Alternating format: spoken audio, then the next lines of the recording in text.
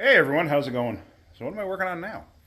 Well, we're still moving into the house. Obviously, that's going to take a while. But yesterday I went and I picked up a used Cub Cadet ride-on mower, lawn tractor, whatever you want to call it. And I picked it up. I got it at a pretty good price actually, so I'm happy about that. I got it for 300 bucks. The guy told me that it has some oil leaks. He says it doesn't drip on the ground. He says, but it'll smoke a little bit. He says you want to keep an eye on the oil. He said also it's got a starting problem once it gets hot. And I did experience it yesterday. I was using it in the yard, and I cut the front and the side yard yesterday. I got to cut the back today. And it runs very well. But if you, for some reason, if like let's say you accidentally stall it or whatever, which I keep forgetting, this thing has a override for reverse. You can actually mow in reverse or even back up when the PTO is engaged for the blades.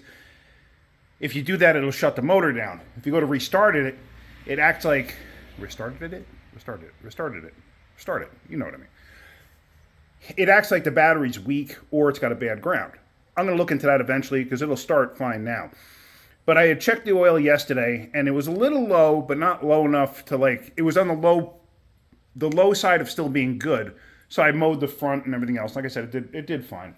But I'm just going to show you real quick about checking oil and stuff on like your home stuff. This is part of mechanics too. It's part of being homeowner, or let's say you're not even a homeowner. Let's say you do yard work as a profession. You got to learn how to check your own oil and stuff like that.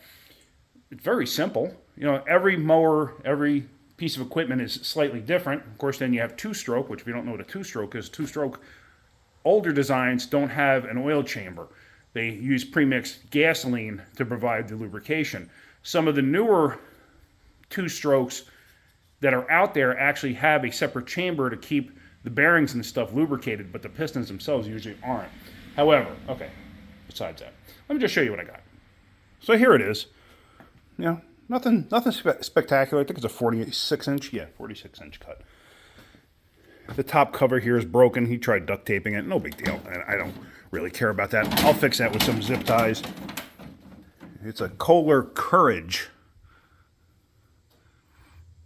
But there, like I said, it'll smoke a little bit, but as you see, it's dry. It doesn't leak any oil. And I used it yesterday, so whatever. I'm fine with it. But I'm going to check the oil right now real quick. I might have to add some by now. Because like I said, it did smoke a little bit. But now when I say it smoked, honestly, it was just a little bit. It didn't smoke a lot. It's like, he said he hadn't used it in a while. He had purchased a new one. With a bigger cut because he bought the property next to him. So he actually got one of those zero turn, like 60-inch cut decks, the whole bit. So he's using that now. But one thing I did notice was the headlights aren't hooked up. So when the fall comes and it starts getting darker early, I may need to have lights on this. Which in that case, I'll probably mount LEDs to this. But it's neither here nor there. So anyway, on this bad boy right here, you have the dipstick. Now this thing's been sitting since yesterday, so there's probably no reason to even wipe it down and recheck it. But there, yeah, it used a little bit of oil in the meantime. So I'm going to add some oil to it. And it tells you to check the oil before every single use. Now usually a mower will take straight 30 oil. I don't know if you remember me telling you way back when I purchased all that oil. I don't have any straight 30. I do have some 1030. It's fine. It'll work out fine. So I'm just going to add some oil, and on this, you add it directly where the dipstick comes out. Right there in that spot. I don't know if the lighting is a little wonky in here or not, but here we go. I got some Castrol. Just going to use this. This is just a basic oil. It's not a synthetic or anything like that. So we're just going to add some of this to that. Now you got to remember, too, a lot of times mowers don't hold an incredible amount of oil. And as you can see, this thing has a spin-on filter. So I think towards the end of the season, which I mean now it's almost August, towards the end of the season, I will get a service kit for this. I'll do the oil change the spark plugs, stuff like that. I don't even know if this is a 1 or 2 cylinder, to be honest with you. It's a twin cam. Oh yeah, it's full pressure. It's a 600 cc. I'm assuming it's probably a 1 cylinder. Whatever, doesn't matter. So let me add a little bit of this oil to it. Let me get the oil level to where it's supposed to be, and then let's let's go out there and start cutting some grass. I'm obviously not going to take you with me cutting grass, but anyway, that's neither here nor there. All right, let me add some oil. Now, one thing I wanted to show you sometimes when checking oil, if you look on this side, it's like right at the bottom of the hash mark. I just added a little bit. But if you look on this side, it's all the way up. I know it's hard to see, but it's kind of like all the way up. A lot of times, mostly on automatic transmissions, when you add oil, you have to be careful. Sometimes when you put the dipstick in, the dipstick could be laying at a slight angle, so one side will show much higher than the other. It's just weird. Or sometimes it rubs the tube going in, and it'll show much higher on one side than the other. Always go by the lower side. That's what I've always done my whole life. Because obviously it can't be that full if it's low on one side. Understand? So let me just keep adding a little bit of oil to this. Let me get this right, and then we're going to take this thing for a ride. Okay, so I got the oil level fine. It took about 1/3 of a quart, if that. So now the oil level is exactly where I want it to be. So now I'm just going to go out and mow the grass with it. So it should start up fine. Now this thing, like I said, it's got this weird...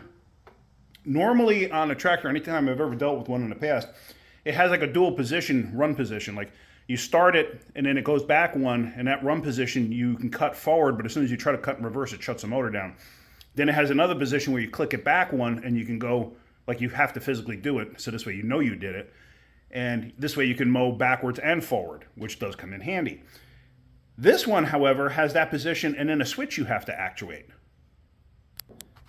Like here, you're going to go and start it in that position, and it'll come back to that run position. But here, you put it in this position to mow in reverse, but you also have to press this, and that red light comes on telling you, hey, okay, now you can actually mow in reverse.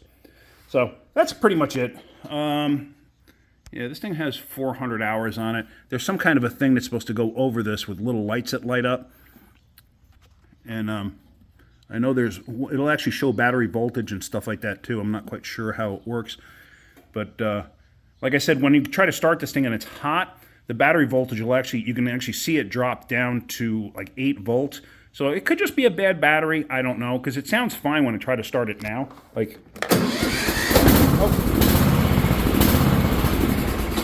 okay.